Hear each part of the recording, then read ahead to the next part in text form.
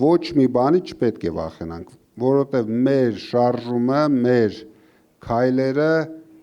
երկիրը ազատագրելու մասին է։ Դուք հիշում եք, ոնց հայ ժողովուրդը կանգնեց, ժամանակին ազատագրեց Ղարաբաղը, մարդիկ գնացին, կյանքները տվեցին նպատակների համար։ Հաշվեք, այսօր կյանք տալու խնդիր չկա, բայց նույն համառությամբ պետք է պայքարենք, հիմա էլ ազատագրենք Հայաստանը։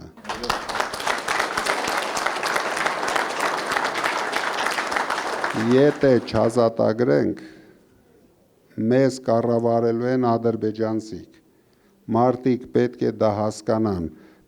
Դա իրեն շեֆն է հայտարարում, իսկ մենք տարիներ շարունակ տեսել ենք, ինչ Փաշինյանի շեֆը հայտարարել է, մի քանի ամիս հետո իրագործել է։ Հիմա Մակրոնին խնդրել է, որ Ալիևի հետ խոսի, որ մինչև ընտրությունները ադրբեջանցիք չսկսեն շարժվել Հայաստան։ Բայց դա մինչև ընտրությունների մասին է խոսքը, դրա համար ես ասում եմ, մենք առաջին օրն ենք ընդունելու օրենք, որ ոչ մի հող, ոչ մի սեփականություն ադրբեջանցիք իրավունք չունեն ունենան Հայաստանում։ Դա է մեր գլխավոր խնդիրը։ Մենք չենք կարող կորցնելով Արցախը, կորցնենք հիմա էլ Սյունիքը,